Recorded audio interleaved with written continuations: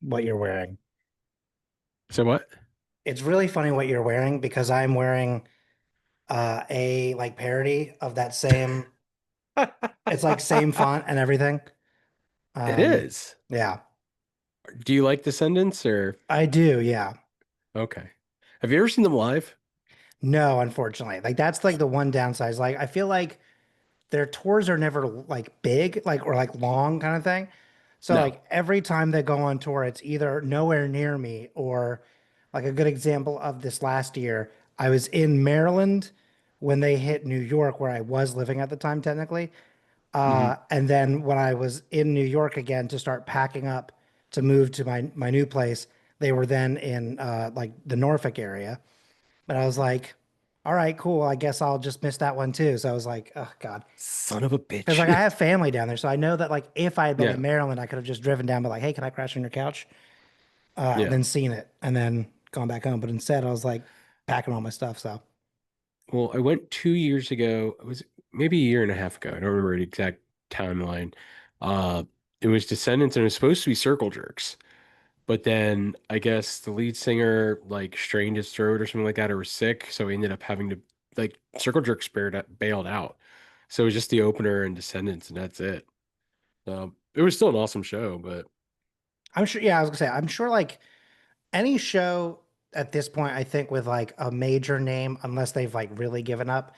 So like yeah. 2010 Tom DeLonge. Yeah. But like any other show though, I think is always great. Because like the Yeah. last few times I've seen Blink, they've been like it's been stellar. Like, are I saw they them at as Capital One yeah, as I say, are they last as year.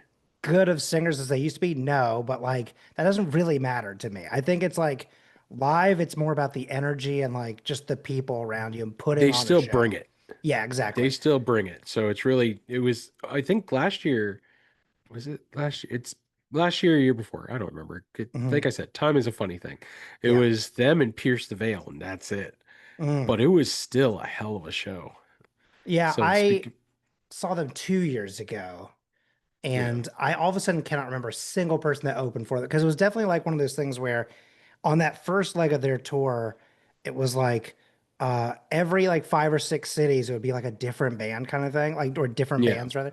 They really went through like a lot of different like opening acts. So there was no one that really was um like a consistent. mainstay. Yeah. But like I thought that was Yeah, also cool because they were all very clearly much smaller bands getting yeah. like opportunities to do things. And I thought that was cool. The fact that they got the rope from them, even just for a couple days, that's Yeah, exactly. like Yeah. you could go on and say like, hey, I quit the club. I mean, Yeah. that's a big feather in the cap.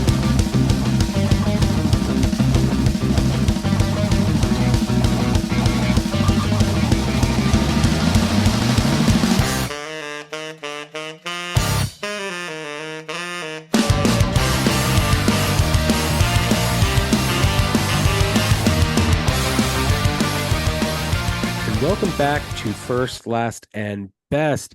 We are back with another brand new episode where we will be doing First, Last, and Best this time. I promise. First, Last, and Best is here. This is actually 3 weeks in a row before I screw everything up and we do something different next week. At least I'm hoping so, crossing my fingers. Um, Before we get into today's guest, we are going to talk about our social media accounts. We're over on TikTok, we're over on Instagram, we are over on Facebook at First, Last, and Best Podcast. You can find us over on Spotify, YouTube, Apple Podcasts, pretty much anywhere you can stream a podcast. We are there. Today's guest is brand new, and I would like to welcome him to the show. He is the host of Timeline Scavengers, and we'll talk about exactly what that is in a moment. But, ladies and gentlemen, welcome Colin Parker to First, Last, and Best. Colin, welcome to the show, man. Hello, thank you so much for having me. I'm so excited to be on a podcast about music, pop punk, really just like anything, because like I feel like I've been only on like Marvel related stuff for ages. So it's like good I to like was gonna branch out. say, Yeah. I looked when you told me about your show.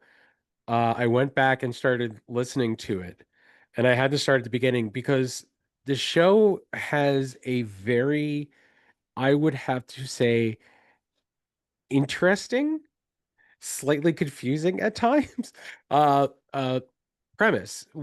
How did you guys come up with Timeline Scavengers? So, my co-host Jamie Anderson was in the middle of working on like a totally different podcast. I mean, we've podcasted together for ages at this point. Whether it was like doing guest spots on like each other's shows, or just Hmm. sort of being in the same realm of creators as one another. They have a show called Blink and You'll Miss It, which is the Blink discography, but every episode is like 5 minutes or less. So it's like every song talked about in Wow. just 5 minutes. Yeah, it's like very short, very fast.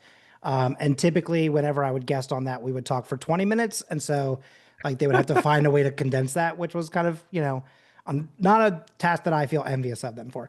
Yeah. But while they were doing a show with our mutual friend Aaron, a show called, wait, which one was this one? I believe this one was She's All That Minute, which is there's a lot of podcasts that do movies by the minute where like they watch from 0 seconds to 1 minute, then 1 minute to 2 minutes. And you talk about Yeah. everything that happens in there.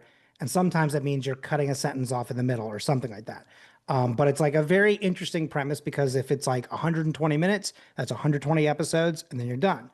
So there's a lot of shows out there like that. And while they were working on that show, they were like, I need a little break from editing.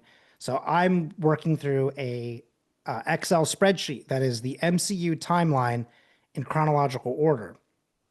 And I was like, oh, okay, so like the release order kind of thing, or but like, if technically Captain America happens before Iron Man, so you're just watching that first.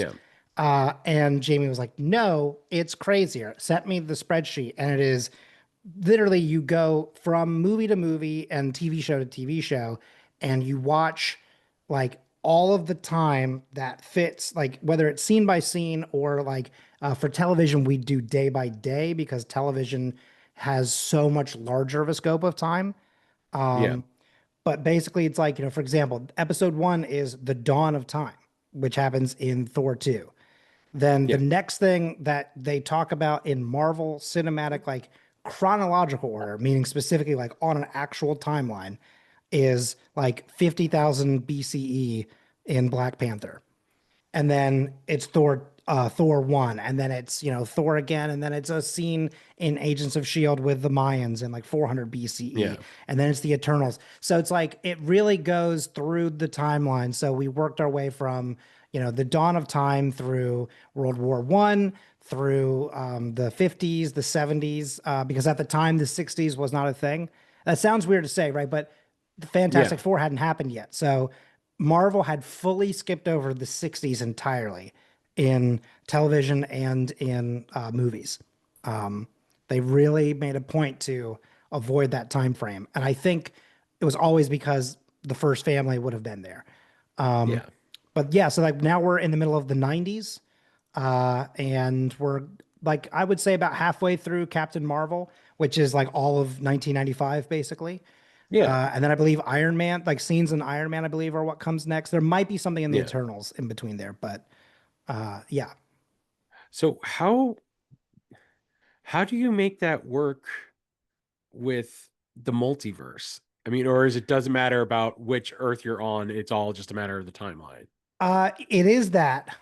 In that case, like when it really depends on like how we're operating with some of this stuff. Like there's some stuff that I think that if they try to add it in, for lack of a better term, like in post, right? Like a good example of this would be No Way Home, sorry. Yeah. No Way Home, like they introduced the other two Spider-Man like kind of franchises in a way, but that doesn't make those movies MCU films, right? It's Yes. just like it's not a cameo, but it is like more than because it's longer. A cameo is just like, Yeah. Lou Ferrigno being a security guard kind of thing. Yeah. But like it doesn't imply that those movies suddenly become part of this realm. It's like, The grandeur of MCU. yeah, it's for lack of a better term, that's more like a nod and like a hey, like this was like something that came before, Yeah. we're tipping our hat to that. And they do that in Deadpool and all this other stuff. But like, we'll kind of have to see if they eventually go back and start really trying to hit on it more. Those we're skipping over for now. But anything like What If, where there are clearly alternate timelines and everything like that, we Yeah. do still watch that. We do still address it because it's a Marvel Studios production. That's Yeah. also a big part of that too. Is like if it says Marvel Studios, we're adding it in. So something like Doctor Strange, Multiverse of Madness, where they're hopping Yes. between Earths, is still something you Right, guys would. right. And so when we cover a scene that takes place in an alternate timeline, we actually change the cover art for the show for that episode. Okay. So we have, I believe, 5 different covers right now. So we have like our Hmm. mainstay one. We have one that is based around Endgame when they're doing the time heist. Yeah. And Okay. so like the symbol that we have has like missing pieces to it kind of thing, which I think is fun. Yeah. Then there's something for what if. So if we're in an alternate timeline that the watcher is looking at, there's that. Then there's a TV show called Agents of Shield, which is a pretty Yeah. good show. It's just like any TV show. There's some hit or miss stuff in there. But they have like It a it time hop season. it has a tendency to go off the rails. I It really does. enjoyed it, but when they started getting into Ghost Rider, which really kind of makes me sad, I've because Ghost Rider is fantastic, but I'm more of Mhm. like a Johnny Blaze fan. I did feel like it went off the rails a little bit and started, or at least heading in that direction. So Yeah, I think it's tough because I also I somewhat agree. I think that I would have been more on board with the Ghost Rider stuff if they had stuck with it throughout the entire season. It was very much like a it yes, comes and goes kind of thing. But I yeah, also imagine that a lot of the CGI for like budget for that season yeah. was there, and they were like, "We can't do this every episode. Please find ways to Yeah. fill the This time." is too expensive. Just he Pretty doesn't much, need to skull the entire time, right? No, we don't right? need all the flames. So Right. it's Or just maybe a just regular show car head today. like shoulder up, like for some of the Yeah, movements so we don't have to see all of the stuff.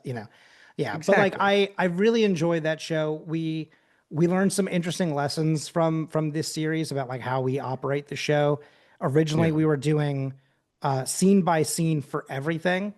Um and then when we got to 1931 in Agents of Shield and realized that it took us like 60 episodes to get through like 3 episodes worth of television, we were like, oh, that's a bad sign. yeah, So then that became like TV shows are now like day by day. So like if something takes place in June 14th, 1994, if that's the entire episode of a TV show, great. If it's 3/4 of an episode and then they like go to bed and then they wake up and resolve the yeah. story the next day, then we do the next day on the next episode. Okay, So that yeah, makes it is sense. definitely it's one of those things where I feel like if you look at it at first, you're like, what does this mean? Because like the timeline, I will literally pull up my spreadsheet actually real quick and read like the first like 3 entries on this do say, let's see if it'll load. So like the beginning of time, Thor: The Dark World, you start at 0 seconds and then you go until 43 seconds. Then the next thing is Eons Ago, which is from What If Season 3, Episode 8, starting at 0 minutes and 0 seconds and going to Yeah, 3 minutes and 16 seconds. Then 2.5 million BCE, that is 0 seconds to 110 in Black Panther. Then 5000 BCE, Eternals, 3005 BCE, Agents of S.H.I.E.L.D. So stuff like that. So like, you have a lot of these things that say like either starting at the beginning of a movie or episode, yeah, or then you have things that are like start at 1 minute 10 seconds and end at 2 minutes 18 seconds. So it's like you're covering literally the moment in time, like a yeah. historical document or documentary or whatever. I Um, will say when you first look at it, or when you go to your show on, like listen to it on mhm. Spotify, when you especially seeing how many episodes you guys have, it can get very overwhelming at first. Although I can't recommend highly enough if you are a fan of the MCU, it's I would call it required listening because it is very interesting. I So, would say it's and very like, for lack of a better term, it's very convoluted, which I think is definitely the kind of premise that both Jamie and I love. But it is also that thing of like, if you like deep dives on anything, yeah, it's a great show to have. And like, I know that we also like any kind of podcasters have had the tendency to sometimes, get off topic or go too long on of something. course, And so like throughout the episodes, throughout the years, you'll see that like we really kind of start to nail that down in terms of like if there's a 12-second scene and all we see is like one thing, we don't need to talk about it for 30 minutes. It can be a 5-minute episode. Um, and so like, you start to get better at that, just like anyone else does. yeah, But like, of I course, really find it very fun because like we've had some really interesting ones out there. Like we have a friend of mine, Trevor Collins from the podcast Red Web, they covered DB Cooper. Yeah. And so when Loki was DB Cooper in the TV show Loki, I reached out to him and was like, hey, you've already covered this on your show that was about like the real life DB Cooper, but would you like to talk about it in this context? And he was all about it. And so that was an episode that was like an hour long, but it feels like it's 20 minutes, because it just Yeah. really it flows so well. He fits right in. Yeah, it's like things like that really feel kind of magical, I think, in the podcasting world when you get that kind of perfect connection. 100%. I love stuff like that. And I do have a tendency to go down the rabbit hole and wind up talking like my first issue of the reissue where like I take like for example, uh we just did an episode because the first episode I ever did for the show was about Coheed and Cambria. And at that point, the last album that they put out was Unheavenly Creatures. Mm, So what I'm trying to do now is go back to those episodes like Coheed and Cambria or Dropkick Murphys or The Wonder Years and albums that they have put out since then cover those albums. Because yeah, there's a lot totally. of really great music. Like we just covered Vaxis too, and we're going to do Father of Make Believe next, I think. But at the same time, I had a different person on to discuss Coheed. So since he wasn't part of that original episode, we end up going down the rabbit hole of literally everything they've ever done. So Yeah, we end up it was like an hour and 5 minutes of us just like we like talked about Vaxis for like maybe at most 10 minutes. yeah. And the rest of the time it's just like literally talking about the Amory Wars and Claudio's ability to write and then like we're talking second stage turbine blade, and then we're doing a new top three, and Yeah, it's a lot. I think that that's the right thing to do. As a podcaster, I know like it's one of those things where like, when an audience member is someone who's been there from like day one, sometimes they end up hearing some of the same stories, a couple times or whatever.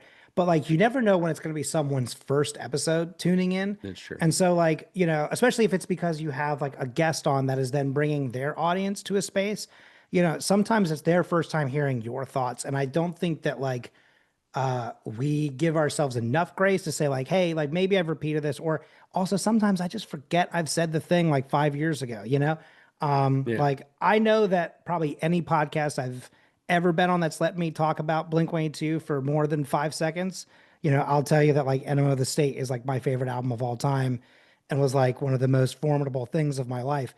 And like I sometimes go, I don't know if I've said this, and then people are like, yeah, you've definitely said it. I'm like, oh, sorry, great. I guess I just Well, had let's to say it get it again out just there. for Yeah, fun. just in case. If you're new, this is my, and then I Yeah. and then I say it anyway. Well, we're gonna go ahead and well, I'll just go ahead and extend the invitation to you. One of the new things I want to do, especially for much larger bands like Blink 182, Green Day, uh, there's quite a few bands out there that I actually want to do a round, like instead of having like a one-on-one conversation, actually kind of conduct a roundtable discussion because Awesome. a Yeah, lot. So if you want to jump in onto a Blink 182 episode, I that'd be would love to have awesome. you back. I know Totally. we haven't even talked about the band that we're talking about today yet, but because, like we've The just talked rabbit about hole. how Yeah, the rabbit hole, the damn rabbit hole. Uh, but yeah, that's something I plan on doing probably sometime in the new year is doing introducing the round table and having especially these much larger bands uh, that have had like such a huge impact on music and on people. I feel like that is definitely having just one person's opinion isn't quite totally. enough. So, Totally. anyways, let's get into the band that we're actually going to be talking about today. And it's a band I've kind of had an off and on relationship with, and that's the Mm. Starting Line. Uh, one of the first big bands from Drive Through Records that I listened to, like obviously Newfound Glory, Finch, RX Bandits, Census Fail. Their Drive Through Records had such a golden age for music, and the Starting Line was easily a part of that, especially in their infancy. Uh, what about the Starting Line? Because this was your choice, you wanted to do the Starting Line. Yeah, yeah. What about them makes you want to talk about them? Well, for one thing, like they just had like a brand new album for the first time in nearly 20 years, and I felt like Yeah, that was kind of a major moment, like that kind of made me go, okay, hang on. I feel like someone's got to talk about this. Um, because I think like most bands, there is definitely kind of lighter change in sound over time as well. But at the same time, like the cool thing to me about them is that if you go from the third album into this newest one, it feels like there's no time at all. Like I feel like it's a very logical jump from one album to the next. Whereas some bands, sometimes that change is very stark, you know? Yeah.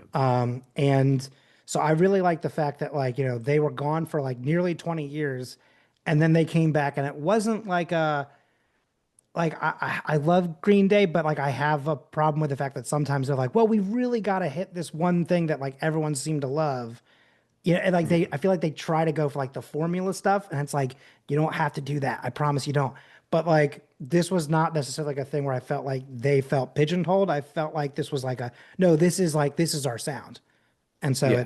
it you know it felt like a good jumping point. Okay. But you know that first album, "Say It Like You Mean It," was one of those things where I was in middle school when that album dropped.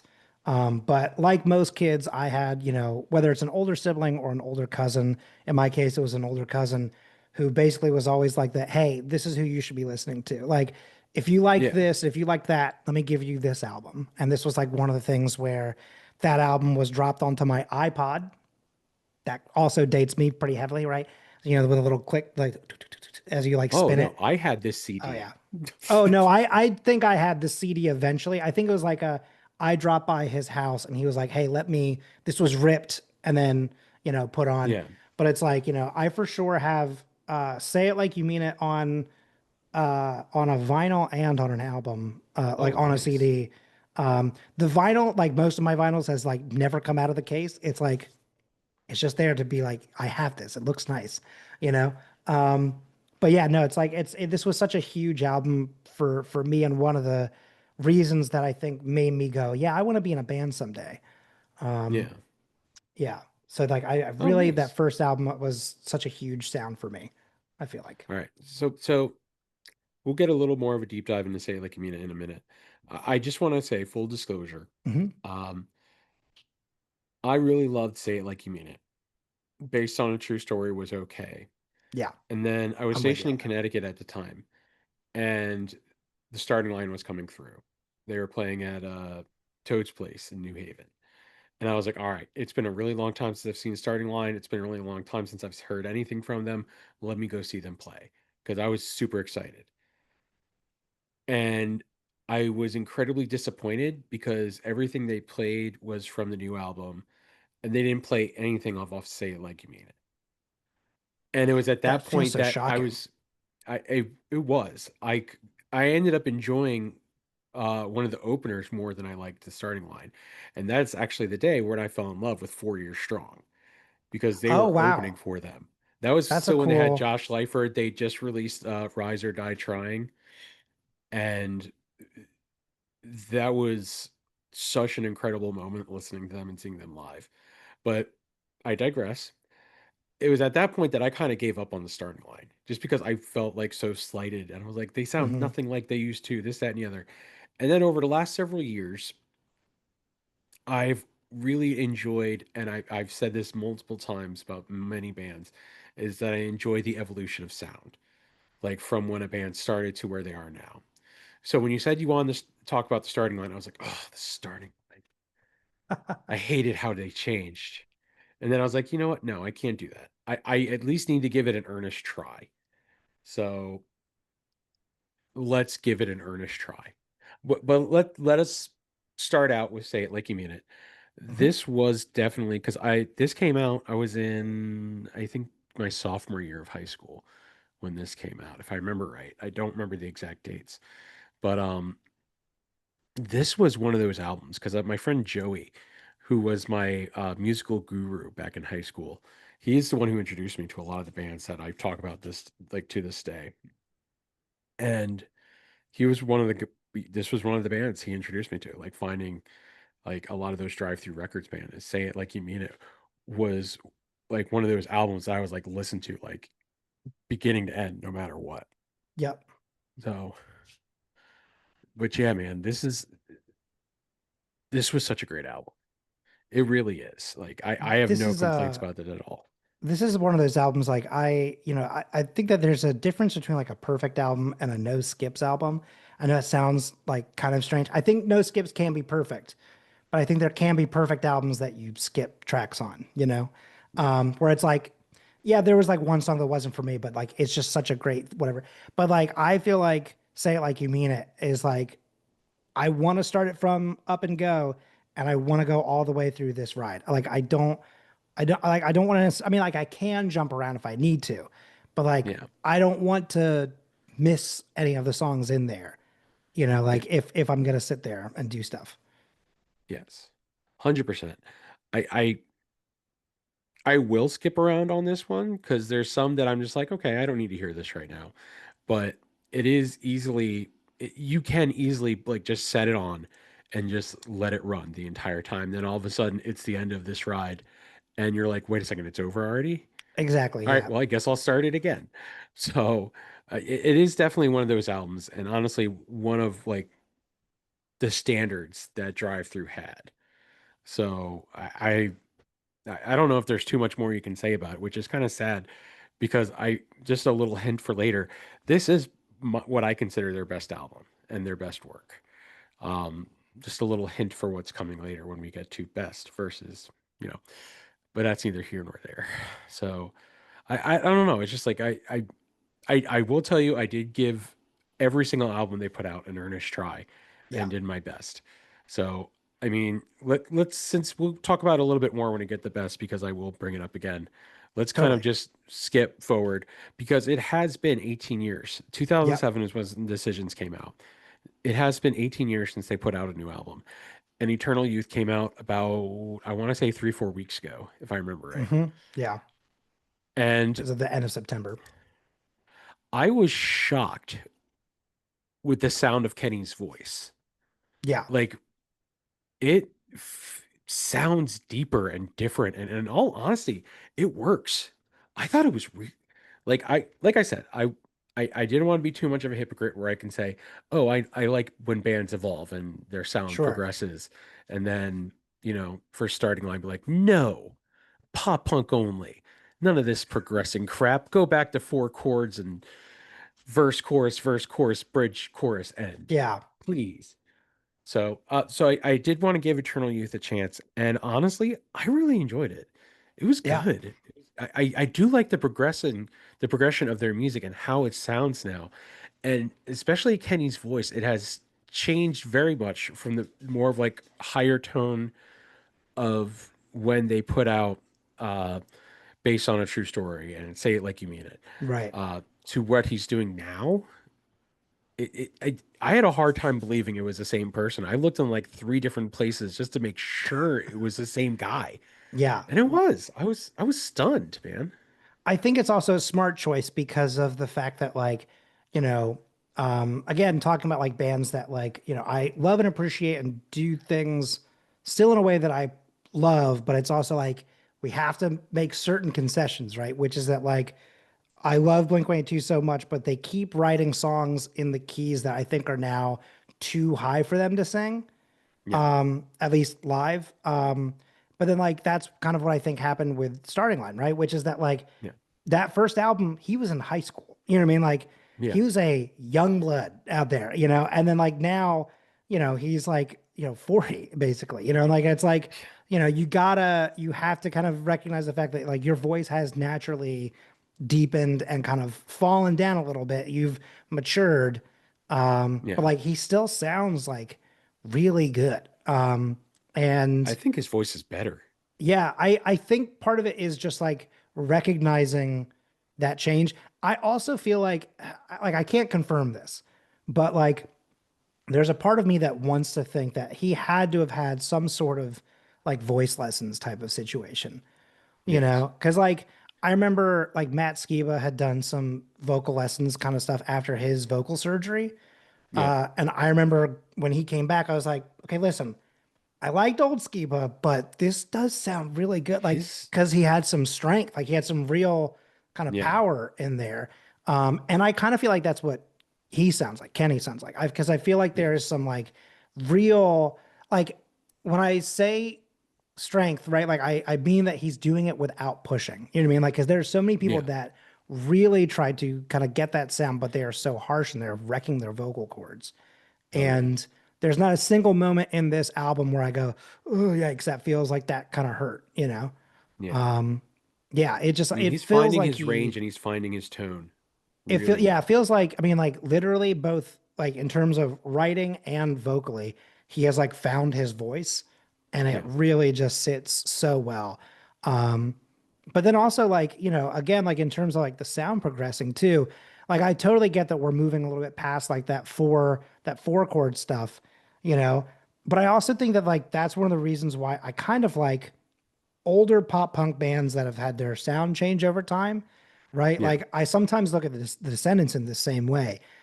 In some of like their more recent albums, they get like not exactly experimental, but there's some stuff in there like there's some bridges or some weird little sections where like they're kind of playing with like whether it's like meter or like some like they're adding in chords that you would never hear because it's like Yeah. full voicings. You know, there's like sevenths, there's suspensions, there's like all these things happening, and you're like, where's the, you know, root fifth root? It's not there Yeah. anymore, you know? But like I think it makes them or makes sense rather because I think of it like if you've been playing your instrument for 20, 30, 40 years, I feel like eventually you have to get better as a player. And so You would like think so, eventually yeah. you're kind of like, well, I kind of want to, I learned a new thing. I kind of want to throw it on something, you know? Yeah.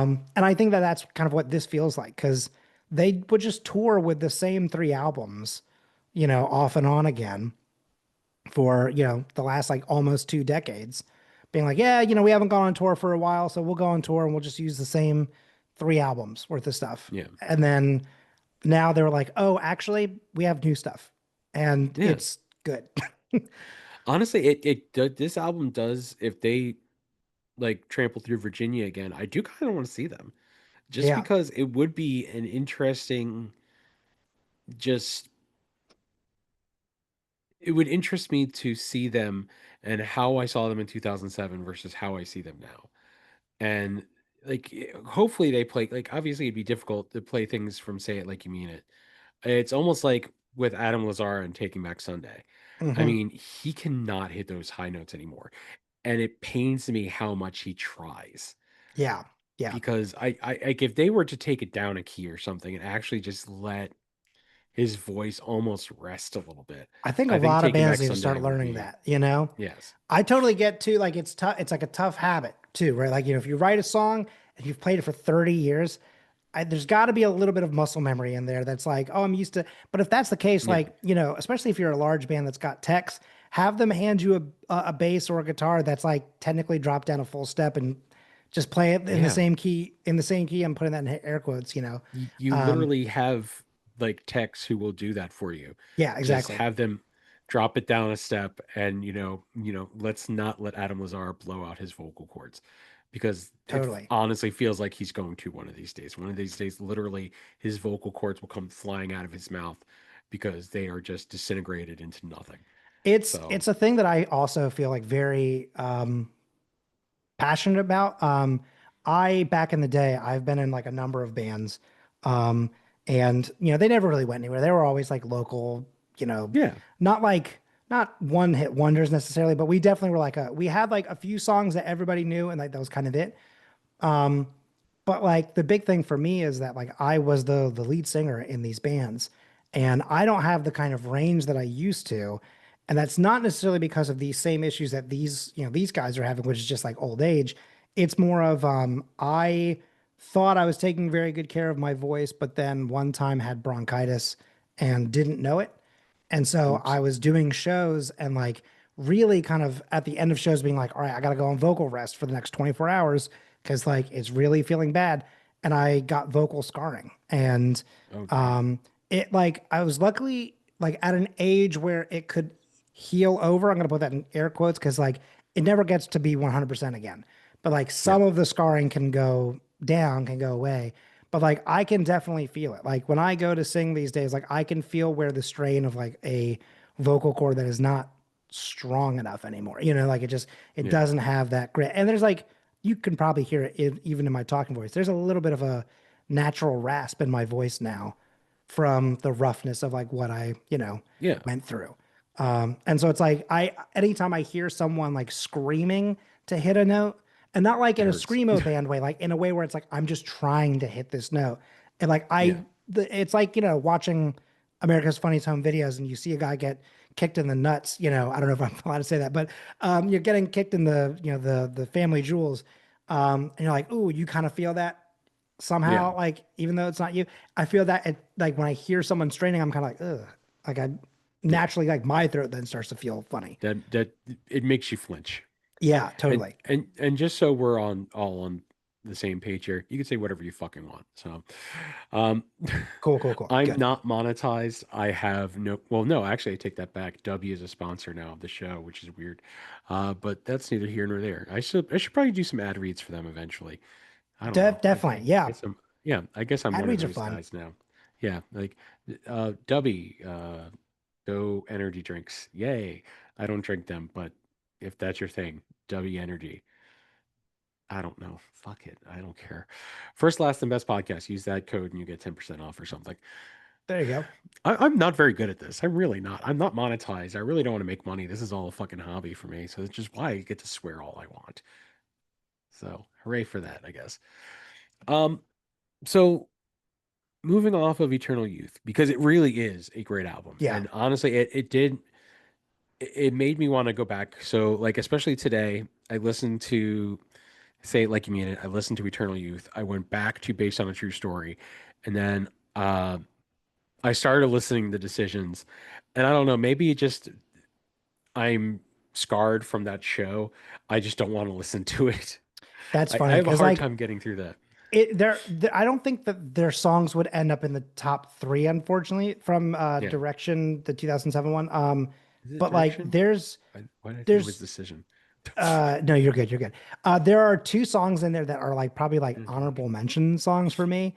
Yeah. Um, like, and I think a lot of it is just because of like, I guess part of it is like the emotion of some of this stuff, right? Like, Yeah. Way with Words, I think is a song that like just weirdly has something that really hits for me. But then like somebody's gonna miss us is a thing that I think about all the time in terms of like lyrically that song hits like a specific type of home for both like content creator side of me and like someone who's been in a band and like thinking about like the different groups or things that I've been a part of and it's like once those things are gone, like what kind of happens with that and all Yeah. those like spaces that I've like left behind at this point. So like those are definitely like honorable mentions for me from that album.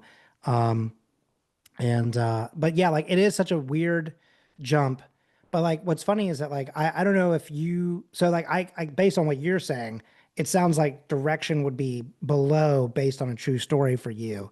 Yes. But for me, Based on a True Story is the bottom for me. I Really? Yeah, I don't know why. There's just I don't know what it is. That is one of the few times in terms of like an album or music or whatever where I feel like I just cannot put my finger on it. But there is something about that album that just doesn't sit right for me. And like every time I listen to it, I go, Yeah. yeah, I mean, like, hey, starting line, love your work. Just like that one is like a once every now and then for me. Yeah. Well, that's the thing. And one thing I will mention about Drive Through before we get into talking about their best album is that a lot of those bands, like in the early days of Drive Through, really kind of the first album was very good. Like Newfound Glory, their self-titled was great. Not Catalyst. Catalyst wasn't after that. I forgot what the next album is. Anyways, but like they set the bar higher with their next album. Sure. Finch, in my opinion, What It Is to Burn is probably their best album, but I thought they set a new standard when it comes to bite marks and bloodstains. Census Fail is another band like that. The Movie Life, going from their first album to 40 Hours to Pen. Um, I really felt like drive-through bands were able to at least at the very least meet the mark that their first album put out. I did not think the starting line got there. Based on a Yeah. true story was okay, it was good, but I felt like Say It Like You Mean It set the standard too high and they couldn't quite hit the mark with their I follow-up. also wonder if part of that too is like, I know that they put out those three albums when you really think about it, like fairly quickly, right? Three albums in 5 years is like it's tough, like because I think there are bands that will do that frequently, but like it's a thing where like it works for them. But I Yeah. think a lot of bands like the right thing is like 3 to 4 years between every album because I feel like, you need to do the tour. You need to think about like the new thing. You have to, like there's so many components that go into like that creative process. And Yeah. there's a part of me that wonders if like, especially in like their youth and being like kind of forced to kind of quickly, you know, get through this, get the stuff out, make the thing happen, be exactly what you were, another type of pressure. Um, I have never seen or heard anything spoken about it in this way. I don't know if it's like a thing where he felt like, it wasn't, something that he enjoyed or whatever, but like Yeah. just looking at that album, I just feel like there has to be something in the creative process of that had to have been not as like fun or good of a process for it, Yeah. just because it doesn't hit in the same way. Honestly, I think there's only maybe two bands that I can think of off the top of my head that were able to set the standard and then continue to go past the standard album after album within a very small stretch of time. One is, just in my opinion, because they are my favorite band of all time, is the Dropkick Murphys. Because they go from Do or Die to The Gang's All Here to Sing Loud, Sing Proud to Blackout in about a 5 year stretch. Mm, The only other which I thought like was progressing very, very well. I think Blackout was maybe just not quite as good as the ones that came before it, but still a very good album. The only other band I can think of that put out more than three albums in a 5 year stretch and continued to push the envelope and continued to reset the mark was Coheed and Cambria in their first four albums. Because Second Stage came out in '02. Uh, they put out In Keeping Secrets in '03. Um, Good Apollo, I'm a Burning Star, it came out in '05. And then No World for Tomorrow came out in '07. I mean, those are four insanely good albums in a 5 year stretch. That is, but then again, that's also Claudio was like also writing an entire saga and story. hmm. So he really knew where he was going with that. Yeah, and like there's also like this is not necessarily a band that I think it's tough. Like I don't know if this necessarily always one ups every album, but it's one of those things where I kind of keep going like, yeah, this is like kind of right on track, right? And Yeah. this is 5 albums over 10 years. But Real Big Fish, I felt like did that same thing Yep. where it's like Everything Sucks was like a solid first album for a band that has like no funding. Then Turn the Radio Off was like, okay, hang on. Now we're kind of That was cooking. perfect. Then That like was good. Why Do They Rock So Hard? Cheer Yep. Up was like a weird one because they were kind of like a little bit like try a little less horns, but like it was still good. I Yeah. felt like, and then We're Not Happy Till You're Not Happy. Um, and then like the rest of the stuff after that, like I think it's a lot of like the albums themselves have more of like some hits, some misses. But Yeah. like I mean, they still put on a hell of a show. So, I saw them, I think it was either a 20 or 25-year uh anniversary of Turn the Radio Off tour. And mm, that was because it was them, and I want to say I don't remember if this was the same show or not, but I remember they did it was them and it was Anna Flag doing the mm. 20 year for Die for Your Government, before everyone found out what a big piece of shit their lead singer was. Who is a big piece of shit. Fuck that guy. Anyways, moving on. Uh, what do you consider the Starting Line's best album? I mean, I already said I think it's Say It Like You Mean It, but I I do agree. I think it is Say It Like You Mean It, but it's one of those things where I want to put like for me, it's a close second with this new album. Like, I think it's one of those yes. things where, in a way, I'm not saying that it's two separate bands, right? But just because I think there are two sounds that this band has had, right? Yes. Overall, like there's a little bit of like a light progression between 1 to 3, right? But like I do feel like the first two albums are kind of like their younger days and like one sound ish, and then Yeah. now we're developed and this is sort of where we want to be, and then like the new album. But like this new album really was just something I felt like pretty spectacular. And it's like a thing of like if it didn't have to go up against such a behemoth of an album, I think it could very easily be like someone's best work kind of thing. I agree.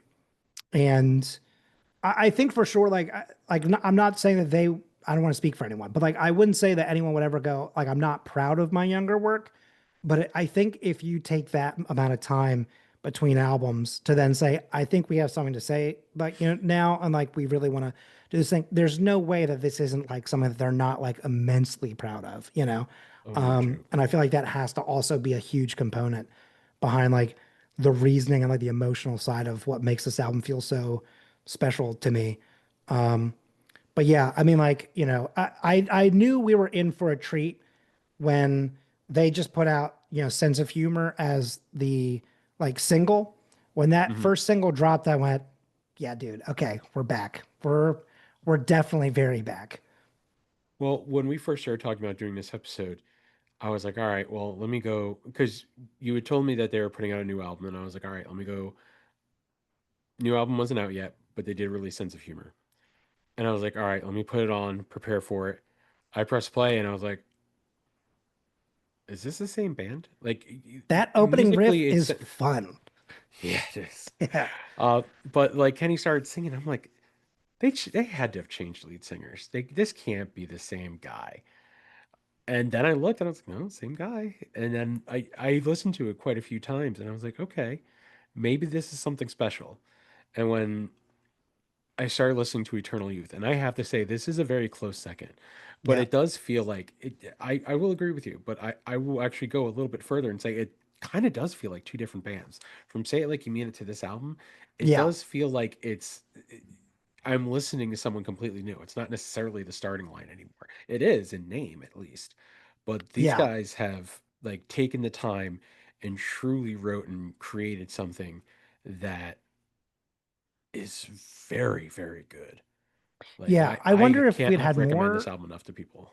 Yeah, I wonder if we'd had more in between if we would be feeling that direct way, because like Yeah. if it was like, hey, they've been having this sound for 18 years, but like across 5 albums, it Yeah. might not necessarily feel that way, because like, you know, the sound It's been a of really long time between albums, so it's just like yeah, yeah. Because like, Cheshire Cat to, one more time is very clearly like yeah. just, I mean, worlds different. But like again, that's a thing of like maturity, sound, age. They have a drummer that can do more than two, beats.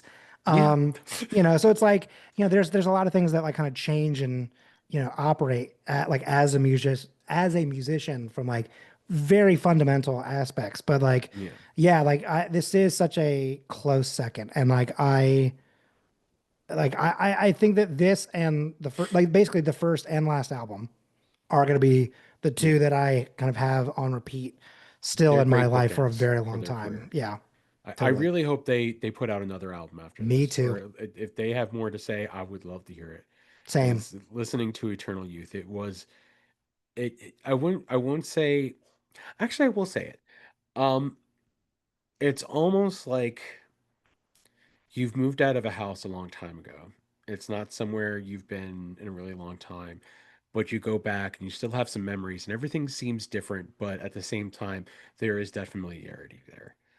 Which I actually delivered pizzas to an old house I used to live in one time and it threw me off Mm, completely. But it that's yeah. it this album feels kind of like that. It's like going back to an old house you used to live in. The memories are still there, It's like but seeing like the it marks is of very like different. on the door frame from like when you were growing up, and it's like those Yes. are still there, and you're like, wow, yeah, Yeah. this is that same thing. It's still that same thing. It's still that house. It's still that band, but it is pretty different too. Yeah, totally. So with that in mind, and I know I kind of threw you a little bit under the bus. I thought I had told you about the top three before this, but apparently I did not, and I apologize for that. No, you're Um, good. so let's go with the top three. What is your number three? Okay, I think to service myself here, Yeah. um, I think I'm gonna do one from Eternal Youth and then two from the first because I feel like that tracks, right? Yeah, For number three, I do really love the song Humility from this album, that is a great song. but I am actually as because just because I've mentioned it so much already, I think it has to be Sense of Humor. There's just so much like fun within that song. And like, again, like that opening riff is kind of that thing where you're like, oh, okay, wait, we can really play these instruments, you know? Not that they Yeah, couldn't in their youth, but like, like we said, it's more than the four chords, you know, it's more than power chords. Like, we're really getting into some like, you know, some like both guitar and bass are doing like riffs and like kind of counterbalancing each other in that part. And yeah. it's very cool. And then those lyrics are just so, I don't know, like they really hit. I feel like some of the lyrics, like it's not necessarily the same topic, but they do strike a similar itch um to I think it's Given the Chance. Yes, Yeah. To Given the Chance. Like there's like some lyrical moments in there that like really harken back to that song too, which is also spoiler also going to be in my top three. So like that, I think, you know, like I feel like there's like a um a cool like full circle moment within that. 100%. So for my number three, because I'm actually going to go Eternal Youth and Say It Like You Mean It. I am following you a little bit on this because I have two on Say It Like You Mean It and one on. But my number three is actually from Say It Like You Mean It, and that's Left Coast Envy. Yeah. Great song. I will get more into like the other two in a minute, but I there's something about this song that I love the chorus. Can I sell the sunrise in return for a sunset? Can I just be here one more day until my sunburn fades away? I love the chorus for that. Yeah. That's a good Oh one. man, there that was one thing that I really like enjoyed about their songs. Their choruses were so good, and I mean, obviously, there's a lot of great songs. We talked about how like you could let it run the entire time and not skip a song, but sometimes I really just want to get to those final songs on this particular album, and Mm, just jam those hard. And this is easily one of those songs. So, totally. Totally. what's your number two? Okay. Um, I think, oh, this is so tough. Because again, this is one It of those is. things where like thinking about the decisions that kind of have to be made, which is like songs of like, okay, this is definitely top five. Is this top three though? You know, like Cheek to Cheek or Up and Go, I the think Go's best a of good me. song. Like, but I think, I think number two for me is going to be Hello Houston though. Nice. Um, the specifically like um our page is one and the same. Our ways will separate tonight. Oh yeah, That like that lyric or those two lyrics like back to back are such a I don't know what the word for it like because it feels like like a definition almost like of a hot and cold, but also still again one and the same, right? Like it's yeah, such a I don't know. He really has a way of turning a phrase. I agree. And you know, there's also something like weird about not weird, but like weird about like how you know that this is like there's some like really heartbreaking stuff happening, but also like still hearing the sweet thing, like you Yeah, know, addressing someone a sweet thing. I hope that you know I'm wondering where you are. You say this could work someday when you and I both know this is the end. Like, is just such a and I think also part of the reason that that hits so hard is like, you know, we've all been like teenagers and like, you know, quote yeah, unquote, like been in love or like, you know, your first love. We're like, it's just the right person, wrong time. Like we'll find each other again someday. Like we'll meet at the train station in 10 no, years on this day not at gonna 3 happen. p.m. And you know, neither of you are Nope, gonna go. But like you hold none of on you to are that gonna be there. hope for just like a brief moment, That's you true. know, like we're in the same page. Like we both feel this way. We're not gonna end up together. You know, It's not gonna happen. Sorry. it's not going to happen. But like, there's something nice about not ending it in a way that's like, well, fuck you, it's over, you know? Yeah. of like, hey, maybe if the tables, or Yeah. if the situation, how do I say table? I think I was gonna say if the tables turn, but like that is not the phrase I was going for. But it's like if the situation for whatever reason switches up, it's like you know where to find me. Yeah. But like also like you're not surprised that your phone never rings, you know? Yeah. All right. So I am going to go to Eternal Youth with this next one. And for anyone who has been a long-term listener to this program, you know that I love a closing track. Like the Wonder Years are next level, like amazing, I god tier level of able to close out an album. Like anyone who listens to the show knows this, that I love a good closer. Benchmark is one of It's those songs for so me. good. Yeah. I love once again, it's the chorus. Together, endless. Together, we can't go wrong. Together, we'll make it. Together, we can't go wrong. I It's so good. It's just And so good. it's also that same thing that we are talking about a little bit for Hold on. Okay. Okay. We're good. okay, cool. Um no, like I think it's a lot like part of the thing that I had about sense of humor too, right? Which is Yeah. like again, you want to talk about like the musicianship that this band now faces. I mean, to Yeah. be clear, they've always been like good at their instruments, but like Kenny doing like bass like chords and like swapping back and forth like between like and playing the same like pattern as the guitars and also singing like a different rhythm and like melody like it's again in a way it's like looking at a drummer, right, where it's like you're playing four different things and still somehow and like yet playing one cohesive Yeah. sound, right? And that's what I feel like this intro is, that like doodle doodle doodle doodle doodle doodle like just like this kind of polyrhythmic type thing, really jumping on it and like but like this very like flowy, lyrical opening with Yeah. that really sharp, tone underneath. Like it is such a well composed song. Like, and then like you said, like the chorus, like is Yeah. just beautiful. So yeah, it's So good. what a song. All right. Colin, what's your number one?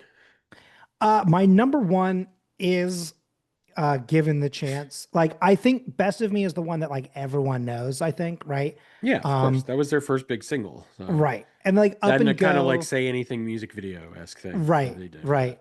And like Up and Go is a great song. And like I think like a lot of the times, like the same thing as like closing tracks.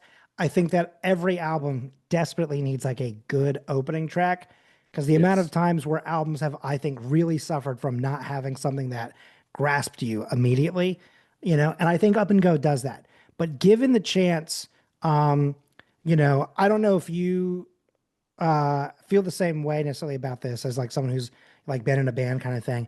But I, Yeah. I think that like the lyrics for that are kind of how I feel about, I mean, even to like to this day about just creating anything, right? Like it's not necessarily just the same thing that I get from being in a band. It's like a different thing that you would get back from an audience. Yeah. But like the concept of like I'm gonna be very particular with my words here. This is the type of song that is about being in a band that makes sense and I think is powerful, right? Yes. I say that because there are some bands like, not to shit on Weezer, but like Weezer sometimes does this thing that's like they write songs like, "Hey, we're in a band. Did you know we're in a band? Hey," right? Like it's like that's the way they write music these days, and it's like, Yeah. what happened, man? Like look at Blue Album, look at Pinkertons. Like how did we get here? Yeah. But like this is a song where it's like, "Hey, we're in a band," but it's not like we're hitting you over the head of it like by being like we're all friends and we're in a band. It's like this is like the emotional moment of what it feels like to make it as a band, and like that's Yes. the big thing. Like the minute before we play, I'm pacing, waiting anxiously, can't wait to hit the stage, like all that stuff about getting ready to go out, but then and say hello to Jersey, and then when the last note rings and I've sung all I have to sing, every minute I will count till the next show in the next town. Like the fact that like it's like you're so nervous, then you go out there, you put it all on the line, and all of that comes right back to you. Like that energy from an audience where like they sing along with you.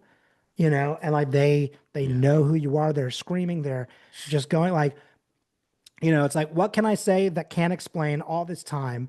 I'm loving life. There's not a day that I can't say all this time. I'm living out and then the end is where they finally get that. I was like, I'm singing out a song about a dream that has come true. And like, especially the end where you finally get to finish that line, because there's always like the kind of cliffhanger of that. Again, Yeah. very good writing. Um, but then like you kind of go back, you take it a step further, you add that little bit of like, no, I'm really putting my full chest into this thought. And then a dream that has come true, and it's like this beautiful harmony, like three-part chord, and then like just a solid ending. Like it's just such a like I feel like a not power anthem, but like it is like an anthem of some sort that gives him Yeah. and them power. And I feel like that's, I don't know, just such a nice, positive, thing to hear. 100%. And as being a guy in a band at one point in my life, yeah. Exactly. Yeah. So, my favorite song, and once again, it should not be a surprise that it's a closing song. It is This Ride. I love that song. It's a good one. I like how it kind of starts kind of slow. And it's like, it says, hold on, take this ride and set aside memories of all the times when you collide. And then it just like jumps in. Pop. It just, Hmm. it's so, so good. I love when I don't know if it's the chorus before the bridge or it's the bridge itself, where he is screaming with his full chest. This Yeah. fool is through. And I'm just like, oh shit, we haven't heard anything like this on this album yet. So I love that. I love how the beginning and the end very much mirror each other, where it's just kind of like guitar and Kenny singing the same line. It says, hold on and take this ride and set aside. And then you leave me here to die. Here's the things I meant, but I never said. Done. We're done, guys. No ringing out, nothing. Just done with that line. Game's over. That's the album. I was like, okay, perfect. Thank you. I'm going to put it on again just because. So let's go back to Up and Go. Please don't. Yeah, yeah. Let's do that, please. Oh, man. Such a good It album. is, yeah, it Such, is such a fun way to end because just like you said, like it also, since it plays the counterpart to like what you're always expecting from like a last track, yeah, like if you're listening to it on a CD, and some CDs have the automatic repeat and some of them don't, or if they did, it took like forever for like the little like laser yeah, and you would hear that sound like what?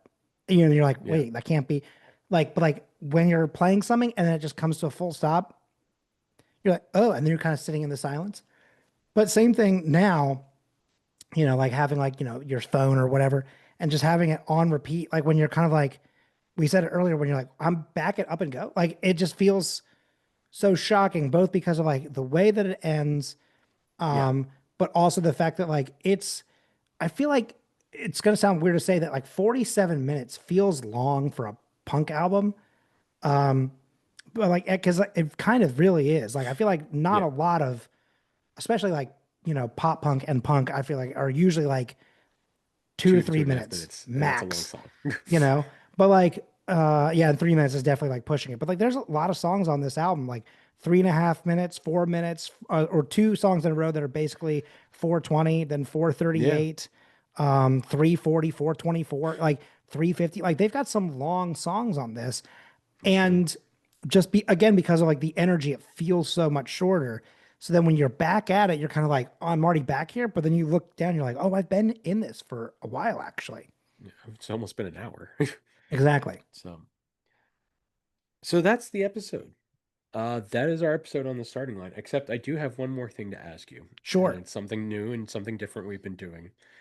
And for those who are fans of the show and have listened, a couple weeks ago, we created a mental health playlist. It's something I've really kind of been harping on is the importance of mental health and making sure that even when you're not okay, it's okay to be not okay, but at the same time, sharing music with everyone that has helped us through hard times. Because that's the one constant in my life that has always kind of helped me is being able to sit, and whether like expanding on my feelings or something that's helping me to feel better or something that I can just yell about. Uh, I've always felt like music is very important in Totally, that totally agree. process. So I ask you, Colin, is there a song you would like to add to our mental health playlist? Yes, I think that like it is a song where like when you listen to it, it's like, man, there's a lot of energy for this to feel like something that would, maybe kind of talk someone down from, from feeling a certain kind of way or whatever. But like there's a song by another pop punk band, 10 Foot Pole, that just came out like a couple of years ago. It's a song called Boogeyman. And I put that song on a lot of the times when I feel like I've got pretty bad imposter syndrome. And I put that song on all the time to remind myself that, like, kind of I am my worst enemy in this sense, right? Like, that, like, Yeah, my mental health and like my mental everything is working against me. And, that doesn't mean that just because I address it doesn't mean that I'm going to get out of that funk. But like when I realize sometimes that like it's not other people saying that like my work is bad or whatever, it's me that's saying it, right? Like, yeah, and the boogeyman that exists in my life is not to read part of these lyrics. My boogeyman is not a villain creeping round my home. My boogeyman is not an agent spying through my phone. He's lurking in my mind. He can surface anytime, compel me to descend to hell alone. And then the next lyric, like going back into the next verse, is now back to my life, to my work, to pretending it will be okay. Not frown, maybe smile, even laugh. Sense of humor gets me through the day, right? But behind my smile, I'm prepared to cry. The king party pooper is standing by. And like that's like I think so like intrinsically me. Like the amount of yeah, times where I show up for like a podcast or for streaming or for making some form of content with someone where I like behind the scenes feel like absolute dog water and just am in the total pits. But then kind of I put on like a little bit of a brave face and then I go, just have the energy that like you want to have. yeah, Like it because I don't think it's like not being genuine. Like I think that when I have to then like put myself on, it is definitely like it's still me. This is the me that you would see if I wasn't having all of this stuff in the back of my head. And so yeah, I'm in a way it's like compartmentalizing for a little bit. But sometimes the faking it till you make it is exactly what you need, right? Like sometimes by just giving a little bit of energy, and then my friends, my co-hosts, my hosts, my guests rather, my whatever, give me energy back, and then that like fuels me, and then all of a sudden it's not being faked.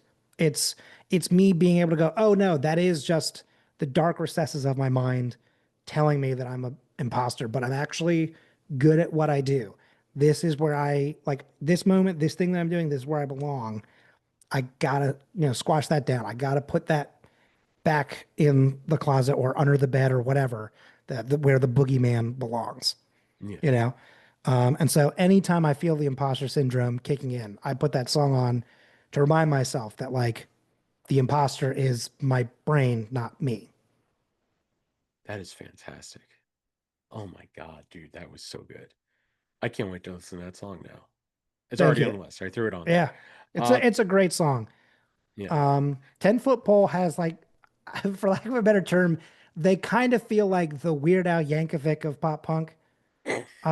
And I don't mean that they parody stuff, right? yeah, But like when you listen to this song, when you listen to this band, I think that you will totally understand what I'm saying, where you go, he kind of sounds like Weird Al himself. yeah. And like there is like like a feeling to like the sound and like the general like energy of the way this band operates. And then I found out that one of the people in the band does work with Weird Al, like as like a producer, and I'm like, this kind It of now makes makes sense. sense. I kind of get it now, but like still, like it has that light, airy feeling too, and like I Yeah, think that also helps. Is like it is a song that's like kind of about such a dark thing, but because they're kind of like happy sounding in a way, yeah. it's like no, you can push through it. That's Love awesome. it, love it a lot. Colin, thanks for coming on, man. Thanks for being a part of this. I'm looking forward to you coming back for the Blink 182 episode whenever the hell we get that scheduled. Yeah, thank you so But much. Would love to. seriously, thank you very much for coming on. Uh, so next week, I don't know what we're doing. Yep. We are either going to be doing another first class and best episode, or I'm hoping as long as it goes smoothly, we will have our next band you should know, where we will be interviewing another band that you should definitely know. But you'll find out what that is next week. Once again, Colin, go check out Timeline Scavengers. Where can they find Timeline Scavengers? So Timeline Scavengers can be found on as last time I checked, we are on every major platform for podcasting. There's always like a new podcatching app that pops up here and Yep, there. But yeah, we're definitely on Spotify. We're definitely on Apple. We're on, Pocket Cast, all those places. yep. So check that out. We do have social media accounts. We don't use them as much anymore. We need to get back on that, I think, in the new year. But let me tell you, as someone, I do like Let's Plays, I do streams, I do all these things. Like I do so much content every single week. It's very hard to keep up with all of those things and the social medias. It's a That's little understandable. crazy. It can be a beast, man. Yeah, but like if you are looking for us on social just to kind of like help you locate the podcast, everything like that, the Twitter account, guys, I still call it Twitter because that's the proper name. Um that is oops, I almost brought up Rat House instead. Timeline Scav, because that's how many spaces you have on Yep. there. And then Blue Sky, it should be I'm gonna double check actually. Timeline Scav dot bsky dot social. So Awesome. there's All right. us. Go check it out. Go listen. It is a lot. Do not get intimidated by the amount of content that is there. It is a really great listen. So go check it out, especially if you're a big fan of the Marvel Universe and you like deep dives. Go check that out.